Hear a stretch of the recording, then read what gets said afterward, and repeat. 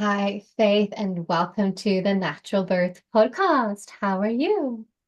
So good. How are you doing, Anna? I'm so good too. I'm excited to have you on. I first found you, I thought, when I saw this video of you kind of doing this, circles and undulations on this couch with your mom as you were birthing your baby. And I was like, oh, powerful. I love that. Shared it.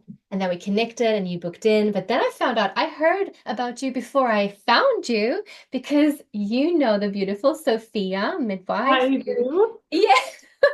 So actually, I had heard about you before that you had visited her in Corfu. Mm. And for anyone listening, if you've been listening for a while, you probably heard my beautiful Sacred Birth Worker Mentee, Sophia, the beautiful holistic midwife from Greece, Corfu, who shared her birth stories. And I think she mentioned you on there. So she's mentioned you before, and I know about the story about you. I didn't know you were you, though. So I'm very excited. And the funny thing is, she told me, oh, yeah, and she has this beautiful crescent moon. And you know what? I've been thinking about, not thinking, I've been feeling drawn to getting that myself, right? This. Um, and you're a fellow midwitch. You are not a registered midwife, however, you've gone through the training. So fellow midwitch across the seas. Very excited to have you here. Hello, hello, hello. It's Yeah. great to be here. Yeah. And I encourage you to join the Little Crescent Moon Society. We can create one right now. Little Crescent Moon Society. Ooh, that sounds very nice. Yeah. Yeah. So today we are going to dive on into your own birth story. And you had been for a while beforehand, or for a very long time, since you were a young teenager, kind of being in the birth space, sitting with women. So I'm really curious about you then yourself conceiving. Was that a conscious conception? Maybe you want to speak to a bit if you did any preparation as the midwitch that you are. Yeah. Yeah, so yeah, I've been involved in birth for 10 years now. I started when I was 18 and that was really spurred on by a dream, a very powerful dream that I had of helping somebody give birth in their bathtub at home, which was really interesting because I'm a home birth baby. And I always knew that about my beginnings, I guess you could say. I love telling adults that because they would like get really shocked and I loved shocking them. I thought it was super entertaining. But so I had this dream, I get involved in birth work. And the first thing I did was I went and I volunteered at my local hospital as a doula. And I did that for about 2 years, I think, and basically kept similar schedules to the OBs and the nurses. And so I was just like living, breathing birth for like 2 years. Um, and in that experience, I quickly realized A, why my mom chose to have me at home after having three births in the hospital. And be that this setup was good for some things, but not good for everybody on the whole, in my opinion. And so in approaching my own conception and giving birth, like well, for one thing, I had to do a lot of fear clearing Mm. because I thought that I had like taken care of all of these super traumatic things that I had witnessed as a very young woman, really. And then, there I was still in the middle of midwifery school, 28 weeks pregnant, and, seeing it all again and really having to have a lot of conversations with my baby at the time, which is like, this isn't about you. This is not your story. This doesn't have to be your story. Your story is your story. We're prepared for anything, but this isn't yours. So being really mindful, but conception, sorry. No, but I think Um, it is really important because I think as birth workers, we come with everything because we've experienced everything. Very few midwives will have been blessed only with the straightforward, beautiful births. Like in any birth setting, I mean, still, things happen whether you're at home, birth center, in the hospital. Obviously, if you spend any time in hospital, it's majority of things you need to rewire and mhm, reprogram because it's just there's so much fear in that institution and there's so much that's happening there that is traumatic, on small scale and big scale. And I think it's important a point I think it's an important conversation because I know there's a lot of birth workers listening to this. And a mhm. lot of birth workers will first be midwives or doulas and then have their own babies. And we might need even more kind of fear release and reprogramming, actually. Yes, yes. Yeah.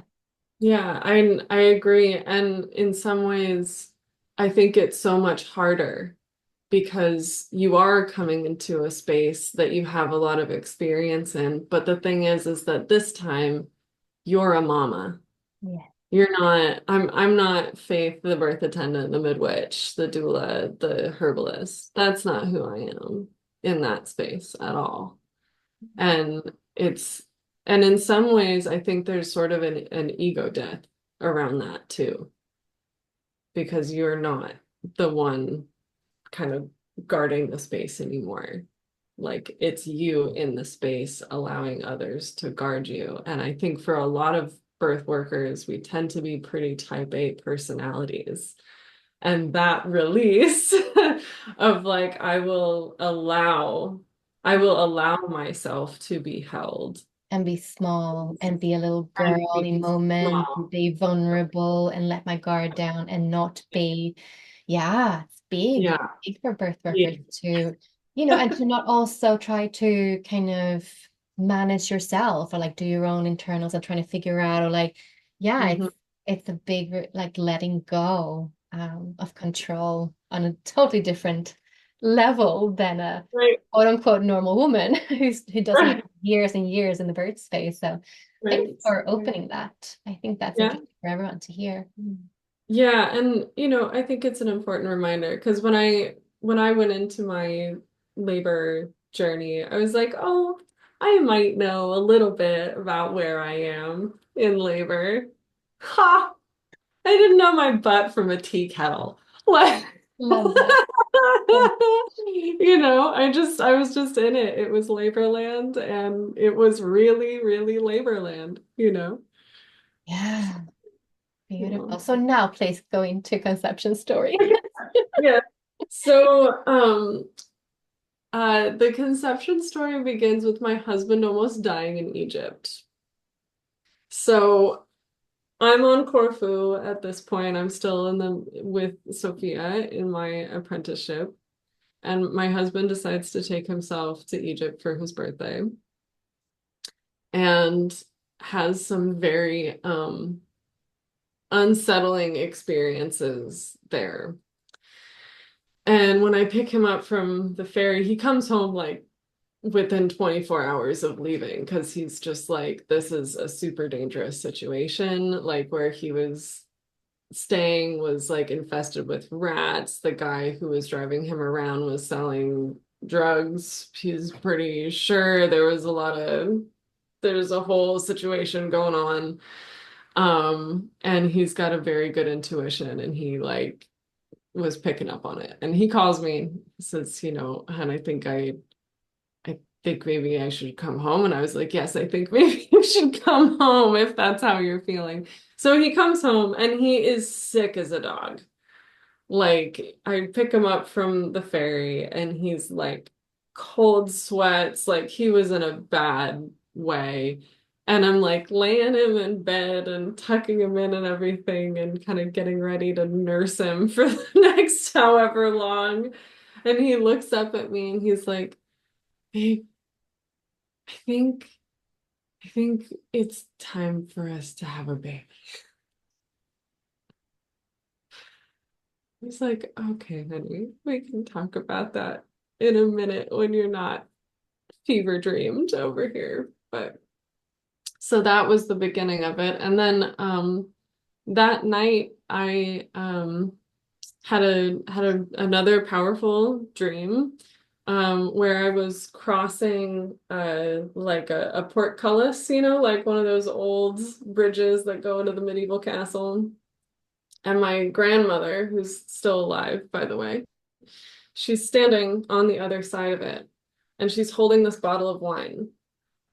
And I cross to her, and she hands me the wine, and it says Temis on the label, and beneath it it says, "Love shall be the whole of your law." And my grandmother in this dream looks at me and she goes, anything that does not fit into the confines of this wine bottle is evil and not meant to be in your family. It was like, okay. And then we drank the wine together and got really drunk in the dream. And so I looked up who Themis was the next morning, and it turns out that she's a Greek goddess of family, order, and law. And so it was just like, all right, well, the gods have spoken. And here we go. So that was kind of how we started the conception journey, was very much like, okay, enough with that, all of this now. Right. Yeah. And we had some rigmaroles around like, can I be drinking wine while we're trying to conceive? And like all of this stuff. And eventually I was like, you know what? There used to be a time in human history where you and I would have just run off and like had a honeymoon and been in that lovely, luscious state for like a couple months maybe, and then we would come back pregnant. And I'm more interested in reducing the anxiety around getting pregnant and reducing the stress, because I've already had two miscarriages at this point. Mm. And um one when I was 18 and another one when I was 26, I want to say. Yeah. Um, and so I just did not want any stress around it at all. It was like, I'm not doing this game of like, am I pregnant right now? Oh my God, I should just, I couldn't do that. So we eliminated that pretty quickly. And then we came back to the States. So I think this would be 4 months or something after we decided that we wanted to start a family. And came back to the States, found our home that we're now living in, and a month later I was pregnant. Mm. And I'm pretty sure I know the day that I got pregnant, but I just can't remember the date. I just remember the specific act and what Right. it, like the intensity Mm. and the realization that like something was coming through. Yeah. Um, and yeah, so that was September of 2023. Beautiful. And something also, that I think really helps generally is to have a home, Mm-hmm. land. There's something deeply primal, I think, like safety of like Yeah. your own home as well. Right, absolutely. And I think that she was waiting for that. Mm. I think she was waiting. She was like, I'm not, I'm not coming until you're like really set for me, because you're gonna need to be really set for me, Um, yeah, and then the other thing that I did actually was I did take a pregnancy test, but I remember uh going out into the full moonlight one night in our backyard, and it's like really hoping that I was pregnant. And I'm a devotee of the goddess Hecate, and I just stood there in the moonlight and I was like, hey, I've done your service for 10 years. I've been sitting with women for 10 years, and I want it to be my turn now. So bring me that baby, you know? Which makes me, yeah, I get very emotional when I think about that. But the next day I took a pregnancy test and it was positive. Really? So, yeah. Oh, that's so beautiful. So beautiful. And so when you found out you were pregnant, was it obvious for you that you were going to have a home birth? Did you know who was going to be there with you? Or was that a journey to find the right people?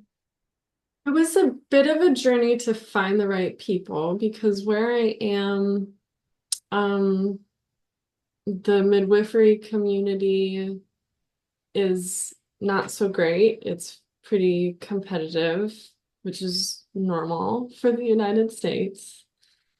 Um, and it's how the American Medical Association wanted it, and that's what they got. So, but it was hard for me to find people in my immediate area that I felt comfortable with. And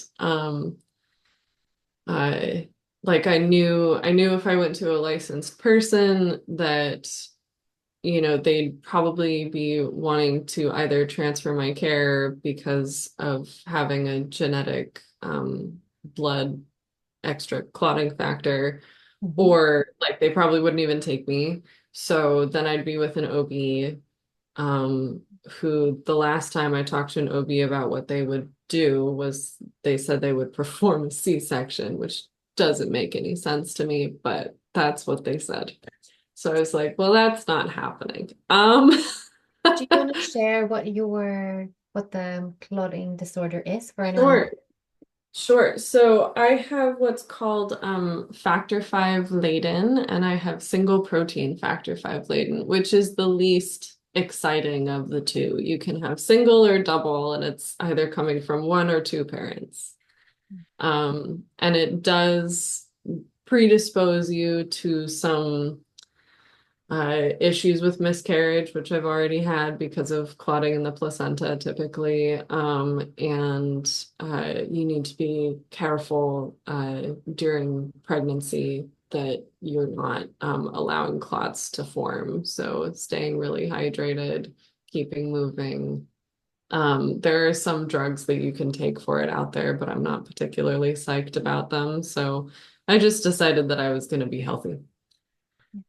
And if I needed anything beyond that, then I would go get those things. But uh, my Yeah, priority was just to be healthy. So, beautiful. um, So did you find someone finally that did resonate with you? so I had two friends from midwifery school show up, and they stayed with me for the week before I went into labor. So they traveled from Canada and Kentucky. Oh, wow. I mean, yeah, I it love was like, yeah. Yeah. beautiful. And then as far as like everybody else that was there, I mean, from the beginning, before I even found like the people who were gonna attend me, I just knew that I needed my mom there.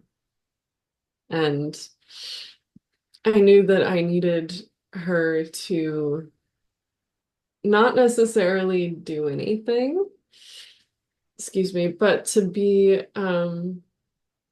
a totem almost that birth works and she did it and therefore I can. And then it turned out that she was like the rock of my entire labor, you know. And she had to drive what is it? It's like 18 hours or something like that. She had to drive 18 hours from Washington State to where I am, and she did it in 2 days. Like from go, you know. She Mm, and my stepdad throwing bags into the car, off they went, and they were here like the next day. So I love that. That's amazing. mm, Is there something else you'd like to share about your pregnancy before we dive on into the birth story? mm, it was very ancestrally powerful. Um, My husband and I are both Celtic and Native American.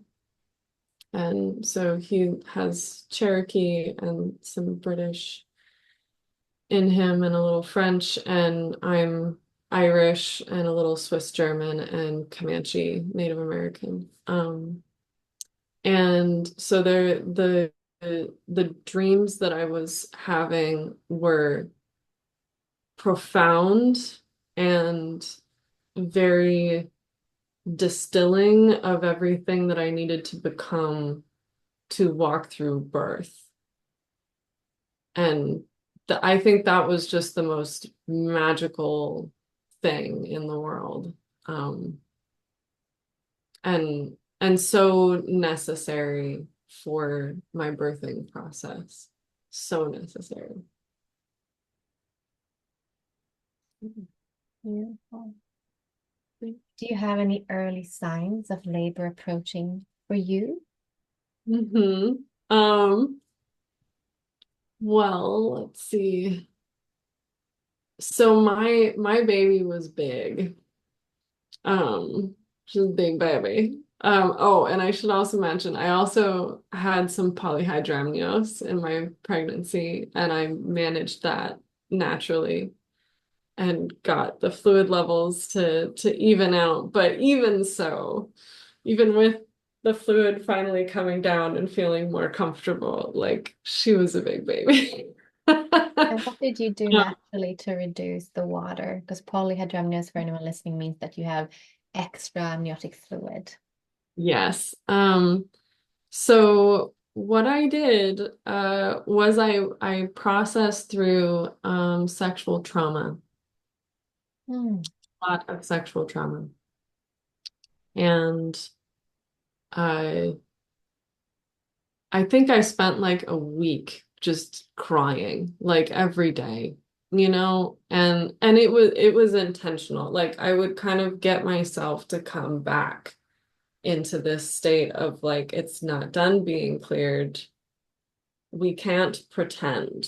Hmm. Like, we can't pretend. You can't go into your labor with this unsettled and undone. Because I've seen that before, and that's not so fun either. Mm-mm. Um, and so yeah, I took about a week to really just bring myself through that fire and reclaim my body and my space and all of that. And I also took Nat Mir homeopathic salts, and those worked really, really well for me. So yeah. Beautiful. Okay. So yeah, big baby, a bit of extra waters. Um, so we were on early signs of labor. Um, well, so the week that I went into labor, I had an elder midwife come to dinner because she was in the area. Her name was Francoise Sophia, who she like taught everybody water birth. And I remember being at dinner with her and she like felt my tummy, and that was a very cool experience to have a really old midwife like take a look at you. It's interesting. Um, and she said, oh, you're weeks off, honey. Don't even worry about it. And in the back of my mind, I was like, I think you are wrong. Because I kept on like I was just feeling it coming. It was like seeing if you've ever been like I grew up on the water, and if you've ever been to a beach where the tide can just recede and recede and recede really, really far out so you can walk along the seafloor. Um, it felt like that. It felt like sitting on the beach and then watching this tide come in from way far away. Um, and so I think from the time she was at my house to when I was in early labor was like 2 days. Mama Um, knows. yeah, Mama mama intuition. knows. Yeah. Mama knows. Um, let's see. Yeah. Yeah, it was like 2 days. So, and the kickoff for me of like, oh, this is really happening was when I was freaking out at my husband that we needed to paint the bedroom. Like I made us go out to the paint store and like buy paint to paint the bedroom, and it wasn't gonna happen. It was just like the last little bit of me crazy nesting.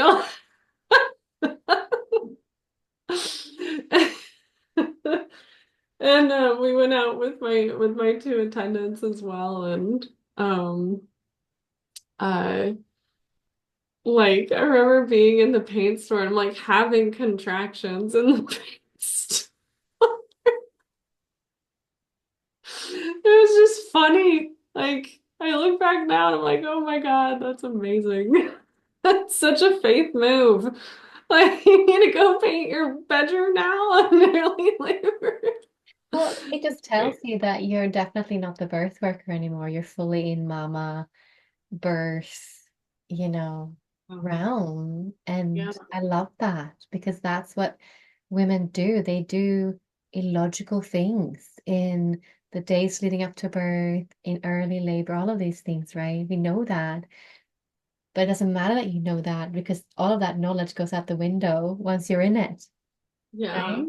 Exactly, Yeah. Yeah. exactly. It all just exits out of your left ear, I think. Um, but so yeah, we went to the paint store, went out to lunch. I call my mom, uh, and I'm like, hey, the business is happening. You might want to think about getting over here.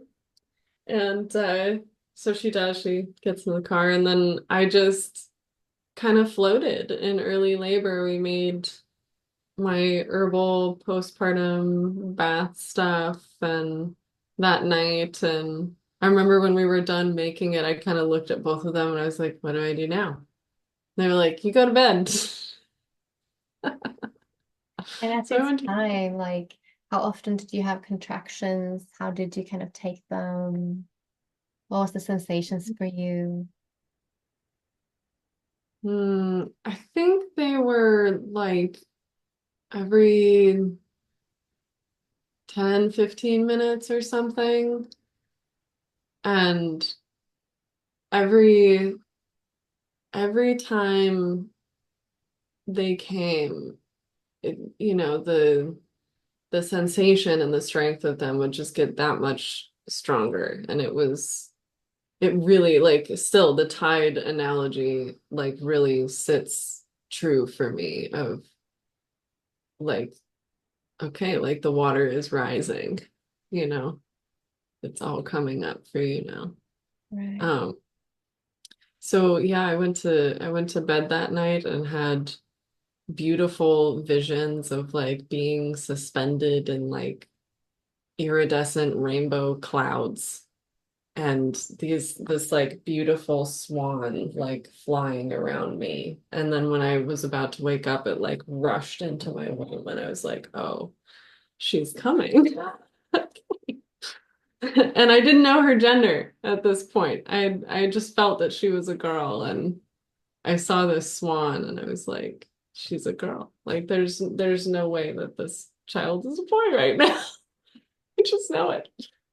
Um, and then let's see, I spent the next day uh yeah, in labor and things were getting stronger and my attendants came up to my bedroom and we just started, fussing around and doing cleaning things up and changing sheets and making sure the birth pool was nice and inflated and do we have the right hose? Oh, no, we don't. We have to go to the plumbing store. So Asa, my husband runs to the plumbing store and gets this hose and comes back and all that and all the while it just felt like a lot of pressure.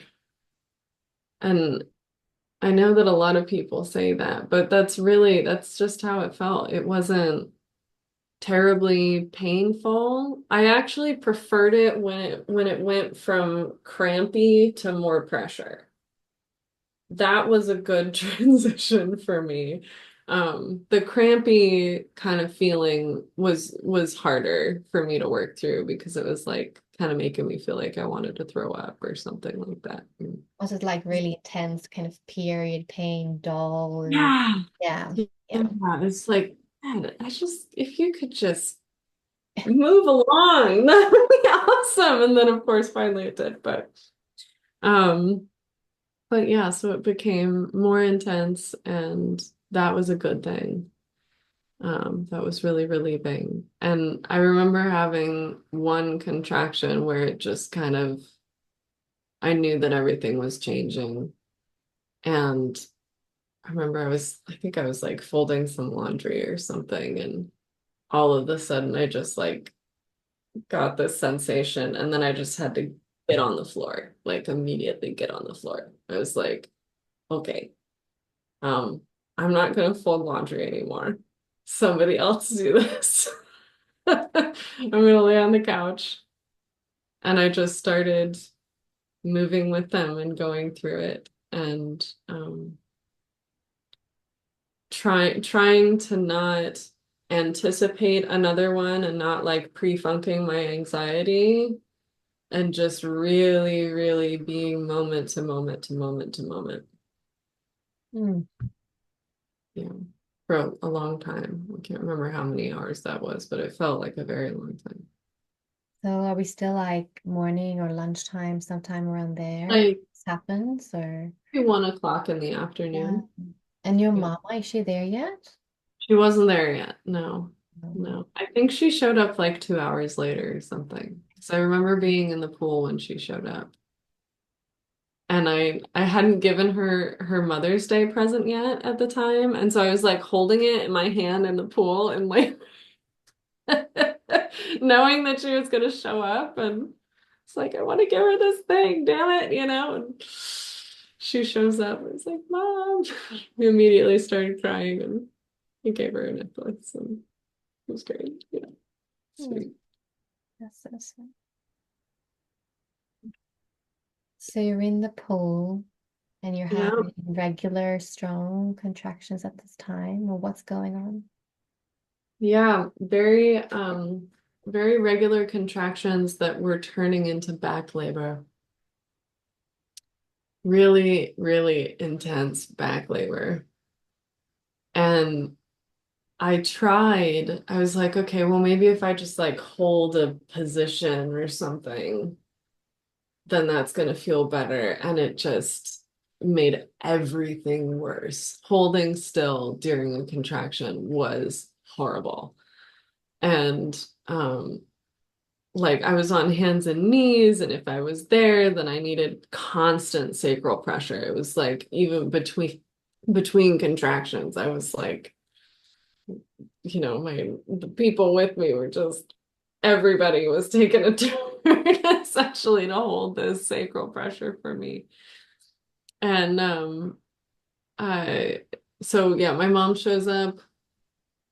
I'm in a pretty powerful place at that point, but still like present in between contractions. And I I so okay, so this is where the dancing video comes in. So up until the point of me getting out of the tub and being on the couch for a little while, um, I've been listening to like Comanche drumming music and Cherokee flute music and just very, very meditative music. And then at some point, I was like, this music is not matching the rage I am feeling right now at this whole thing. And one thing that I didn't mention was that earlier on in labor, like I remember like coming up from that big contraction and then laying down on the couch for a second and feeling so much grief. Like there was so much grief, and it was just overlaying kind of this whole early, like that first like 3 hours of labor really happening kind of experience. And so, and then all of a sudden it was like the music isn't matching my vibe, man. I'm really angry now. I'm like really freaking angry. And so I was like, Mom, give me my phone. And I put on all of my belly dance music. That's like really hardcore music. Like it's powerful music, you know? And I was like, I just need something that matches my energy right now because the flute music is not doing it for me. Like it was driving me crazy. And so put on like the hardest hitting song that I had on there, and I just kept it on a loop. So for everybody else in my house, it went from quiet, meditative, beautiful, birthy space to all of the sudden the house is filled with banging drums. And I've cranked up the volume on my speakers super loud. Like I'm in it. So we've gone from meditative space to chthonic queen space. And now it's totally different. And I remember my mom like putting her hands on my cheeks and she was like, Faith, I can see you doing those little hip movements. Do you remember that you started belly dancing when you were 16? Let's use the lessons. And as soon as she said that, it was like, I know what to do. I know what to do now. And so I was just moving and doing hip circles and all these all these undulations and like, and it wasn't just hip movements actually. It was also like doing a lot of spinal manipulation too, and just Right. really, Mm. really working like the whole torso Mm. to get her to hopefully move to a different position. And eventually she did kind of turn a little bit and there was some relief, but that back labor was very powerful throughout pretty much the whole like 17 and a half hours. I mean, I love this so much. Like, first, I have two things I really want to say to everyone listening. Okay. Like, first of all, like when you said that you were working, like, with your spine, which is like also like the heart, right? There's like Mhm. belly dancing is not just the hips, it's also like that kind of upper chest stuff, right? And here's a piece of wisdom that maybe our listeners don't know is that our heart and our womb has a sacred connection. Sacred connection. Oh, I just got chills. Yes, right. And so as you open your heart, physically like cracks it open, right? Through that movement that you were doing, it's also opening down below in your womb. It's all connected. And so I love that.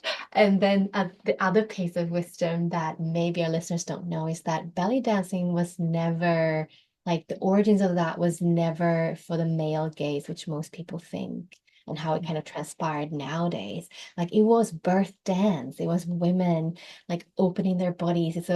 When it's used energetically more so than like perfect technique, but like when you feel the energetics of what you're doing in belly dance, like it's powerful stuff to open the feminine body and has been used throughout the ages as women coming together, dancing, belly dancing together with the birthing woman to like spiral baby down, right? I Mhm. love this so much of your Yeah, story. I know it's like my favorite part of the whole labor, honestly. And yeah, I mean, so the other thing about belly dance is that it tones these smaller muscles that are often atrophied, I would say, in a lot of modern women. Um, that like because a lot of the movements, these are not big gross muscle movements. They're really, really fine muscular movements. And you need those muscles to be working well as a woman. You do. And I think I've heard so many women who take belly dance classes and they come out like week one, they're like, I am sore in places that I did not even know existed, you know? Um, and it also, like, looking back at the whole experience and when I started doing belly dance, like, I'm so grateful that I started doing that at 15 or 16 because it allowed my body to prepare itself for this moment, Hmm. just like those women all those many hundreds of years ago did too. Yeah. And that was something that I hadn't put two and two together before about that until I had my own baby. And I was like, oh my God, I'm so grateful I was belly dancing going into this. My goodness. Mm. Um, yeah. I can't remember where I was in my labor. We're dancing. And shifting and maybe moving baby a bit. And then what unfolded after that? Well, um, I couldn't make it to the bathroom, so I ended up pooping in front of my mother on a chuck's path. Oh, she's seen it all. I know. Apparently, I kept apologizing to her though. It's like, I'm so sorry, Mom. And it's so funny. But but I think that was an important moment, and it was a good signal for me as well of like, okay, the baby is really moving down now, because yeah, it was Elimination. Yeah.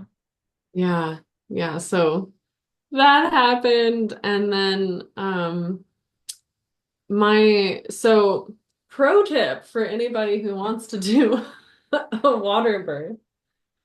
So you have the tub, you have that blow up tub, and then you have a liner, right? And what I did was I took those little copper strung fairy lights that you can get like off of Amazon or Target or whatever. And I put them around the bottom edge of the pool, and my pool was white. And then I dusted like rose petals in there because I wanted it to look pretty. And then I put the liner on top of all of that. Um, so when my body was taking a break and ramping up into a more transitional space, I was hanging out in my birth pool. It's dark now outside. These lights are on. My birth pool is white and it's glowing Mm. and just really beautiful. And I remember my attendants coming to me and saying, Faith, I think we're gonna let you labor, but before we go like kind of have a nap ourselves, um, how are you feeling? And my response was, Jackie, I feel like the moon. She's like, what does that mean? He's like, I'm just the moon. I think I'm talking to you through a portal. Just absolutely high on my own supply. I It was love beautiful. that for you. It was like you were sitting in the moon, weren't you, I though? was like literally sitting in the moon with the moon on my head. Come on. I was the moon, so ended up laboring there for a little while, and my husband was like sitting behind me on the floor and giving me water and just keeping me hydrated. He did great. And uh yeah, that that whole that whole chapter, I guess, of the labor feels very dreamy and sacred. And as I've thought about it more, I literally could not imagine having nurses coming in or hearing other women in labor, or, like all of the things that society thinks is normal for birth. Like I could not imagine that happening. It would have been really, really disruptive to me in my process. And so that was very, very dreamy. And then honestly, like the real deal go to the underworld work began after that. I was screaming a lot of expletives. Every single contraction, I was screaming Jesus effing Christ over and over and over again. Um, and like the crazy part was that while I was doing all of that, like coming from a dreamy space, and then I was on the carpet with a ball, and I kept seeing my my sexual traumas just like in these crazy visions. They just kept on coming in as like intrusive thoughts. And I was like, oh my God, seriously? Yeah. Okay. And I was like, I'm going to follow you. I'm gonna follow you to the deep dark hole where you come from, and I'm going to find out where your genesis is, and we're gonna kill it. Yeah. Like it felt like I was doing like almost like spiritual warfare in a way. Mm. Mm. Fascinating. I did not expect that feeling at all, but truly it was like I am so done with you guys ruling my life, and I'm gonna go find where you live and we're burning it down. You know? Um, so in my mental space, I went deep, and it turned out that at the end of that chasm was my stepfather, who was pretty abusive to me when I was growing up, not sexually, but he was physically abusive. Yeah. I was like, oh my God, it's him. And I turned to my mom and I was like, Mom, I have something to tell you. And then I had a contraction. Mm. I screamed a lot. Um, and I just said, he was horrible to us, and he robbed me of so much joy. Mm. And I can't be happy. And it's because of that. Mm. Because I've struggled with depression a lot in my life. Mm. And she just looked at me and she was like, I am so sorry. I knew that I should have left him earlier. Mm. And then I cried, and we all cried. Everybody cried. It Mm. was all a huge release. And then I kept screaming. Um, but the visions weren't there anymore. And it was just me and my baby and my body. And I should say, this entire time, I wasn't worried about her at all. Like, I knew that she was on her journey and I was on my journey, and we were moving like this parallel. And we would make it to the other side, but we were having individual journeys. Um, and eventually I think I needed to like go and pee or something, and I had been um pushing at the end of contractions for like 4 hours or something, like a lot of pushing. Every single contraction I was doing this pushing, and um I decided that I needed to pee, and which I hated going to the toilet. It was the most painful thing to be on the toilet. I didn't like that at all. And it's like, okay, fine. And so my mom like helps me hobble over there, and I'm sitting on the toilet, and my mother is in front of me, crouched on the ground, and she's just holding my hands and sweetly talking me through these contractions. And then again, like it always just comes with me getting pissed and being over it or something. But but I felt this contraction coming on. I was like, I am so done with this pushy crap. I bet there's a bulgy bag of waters down there that if I just pop that, we're gonna have a baby. I just know it. And so I have this super strong contraction, and I just push as hard as I can, and the water explodes all over my mom. So she was baptized. What a trooper, picking up the poop and being splashed with holy water. Oh yeah. Oh yeah. I think it went in her eyes. Like Yeah. there's still like some splash marks of it in my bathroom that I just like refuse to clean. I want them right. I want to see them right there. But the water was clear and beautiful and we both, once that happened, we were laughing our asses off. Like we laughed so hard just looking at each other, and we were like, "Oh my God, what is this? What did you just do, Faith? Wow!" Just totally ecstatically laughing about it. And then the pressure changed and I wasn't laughing anymore. But the pressure changed and I felt her head just boom, like move right down. Mm. And I think they were like refilling the bathtub at the same time that this was happening, because it was getting cold. Oh, I did miss a very sweet thing. When I was in my vision, my hard vision space of following the demons down wherever they lived. Um, I wanted to be checked by one of my attendants, and for some reason, like she wasn't able to do that. She couldn't access my cervix, and I still don't understand why.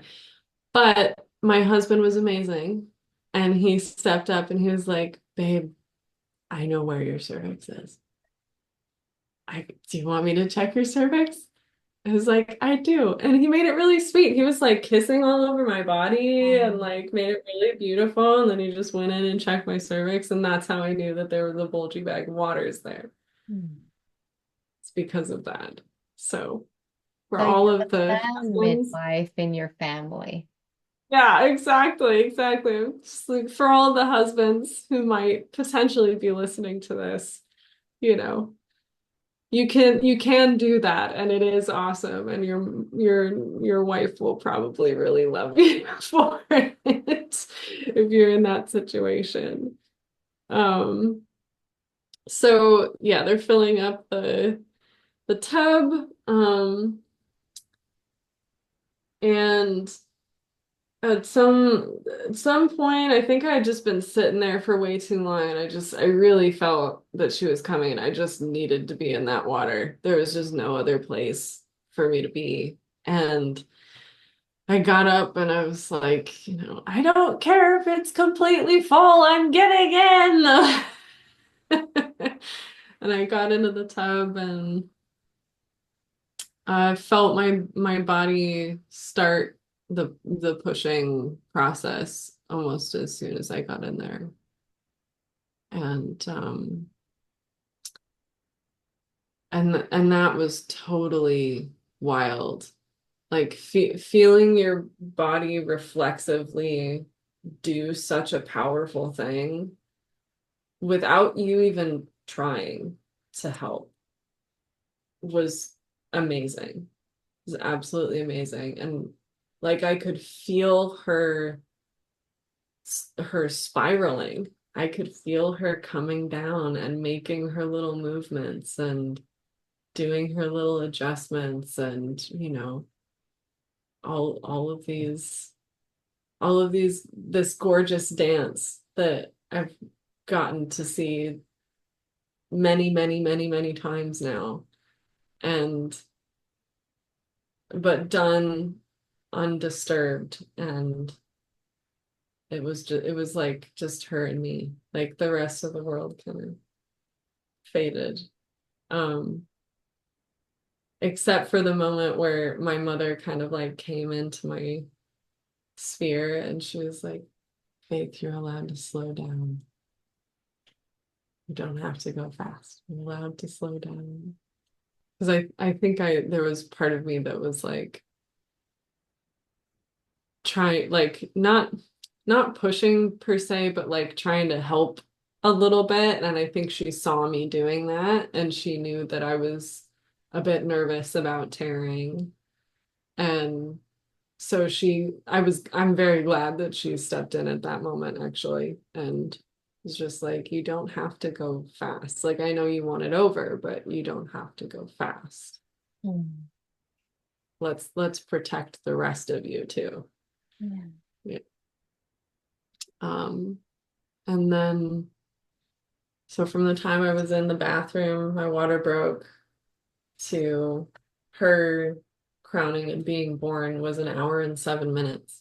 Mm. And even there's this hilarious moment in the video where uh, I she's crowning and she just hung out there for a little while. I was so grateful for that. It's like so happy to not be rushed in the process of crowning and just allow things to stretch and open. And yeah, just not be rushed through that process. And then like I pushed her out with one little shriek. I had a little shriek, and then she came out all the way to her butt, and then she got stuck on her butt. That was the only part that I actually had to push out, was her little booty. Oh, It's like, well, I've never seen that before. So yeah, and my husband received her into his hands and had a little rigmarole of me having to hop over the cord a little bit and then sit down, because she did have a relatively short cord actually, but it wasn't the longest one I've ever seen, that's for sure. But I so he received her and we just had this beautiful, beautiful moment postpartum, sitting in that water where we were holding her, and I looked between her legs and I was like, it's a girl. You know? Um, and we're holding her and he like cuddles up to me in the water, and then we just immediately started making out. Like, I'm just holding baby and we're just making out, and it was awesome. And then the placenta came very soon after that, and I birthed her in the water too. And that was a great experience as well. I loved birthing her in the water. yeah. Wow. Yeah. Beautiful. And Minerva was pink and started crying right away and was very um, full force and present, like from moment one. It was incredible. Beautiful. How long did you stay in the pool for? Um, long enough to birth that placenta. So 15 minutes, like maybe 20 minutes. I didn't want to be in there much longer than that. And I did have some tearing that I discovered later, like 3 days later, and that was that was a challenging part to the postpartum because my attendants didn't really check, and I was having a lot of pain that was very telltale, like someone just tore, you know? And so yeah, I discovered that myself 3 days later, which was not my favorite thing to do, but Yeah. it's How did you heal that? it's still healing. It needed stitches. Yeah, right. It needed stitches, and I wasn't able to get them because Mm. it wasn't checked and, all of the things. So there was a perineal tear, and then there was a muscular tear under the mucosa tissue. Okay. Yeah. And yeah, so both of those things I'm still in the process of taking care of, and they're doing pretty good at this point, but Mm. yeah, it's important. It's important to know these things, I think, when you're attending births. Yeah, absolutely. And also for, I guess, mamas who maybe choose a free birth or, yeah, that it definitely, it's good to know. Yeah. Yeah. Yeah. And there's lots of information about that out there, sure. But yeah, Takes it's nice practice though. sometimes to have Takes, some eyes on your yeah, situation. absolutely. And it takes practice to see many, to notice the difference and stuff like that as well. So it takes Yeah. time to gain knowledge in that. Yeah. Um, wow, what a powerful birth story. Thank you. Yeah, it's beautiful. It is beautiful. Totally beautiful. Mm. And did you just get tucked into bed after birth or? Yep, yep. Went into bed. My mom and my new stepfather, Mm. who's really wonderful. They stayed for 2 weeks postpartum and they cooked every meal. They did all the chores. Like they really, really dug in for us. And um my mom was so was so sweet. She would come in every morning with like my cup of like lovely Earl Grey tea and some Ayurvedic congee, and she'd like feed me by hand. Mm. Mm, it's beautiful. It was a wonderful like experience of the mother mothering the mother. Mm. That is, And I think it was very gratifying for her too to be involved in that and have that experience. Because this is her, I want to say, 12th grandchild now. oh, Because my older brothers have families and mixed families and right. all that. And so, but she's never gotten to do this Mm. because, she's not mom to those women. And my Mm. sister isn't planning on having children. And so I think for her, she was like Mm. really excited to be able to come and do this for me. That is gorgeous. What a Yeah. blessing. So, if you had a first-time mama in front of you right now who's about to have her first baby, and she Mm. really wants to have a natural and empowering birth experience, what advice and pearls of wisdoms would you give to her? I would say go within, go within, be self-possessed in the not um the not negative form of that, but go within and be of yourself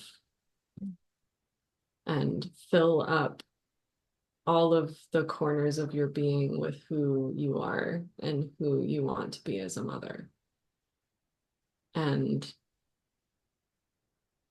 I guess I think of like, burn so brightly there's no space for the darkness. Mm. I think it can look so different for everyone, for every single mama, but for me, I think that was the most important takeaway from my pregnancy and birth. Yeah. Just find good people to attend you and be fully of yourself. Mm.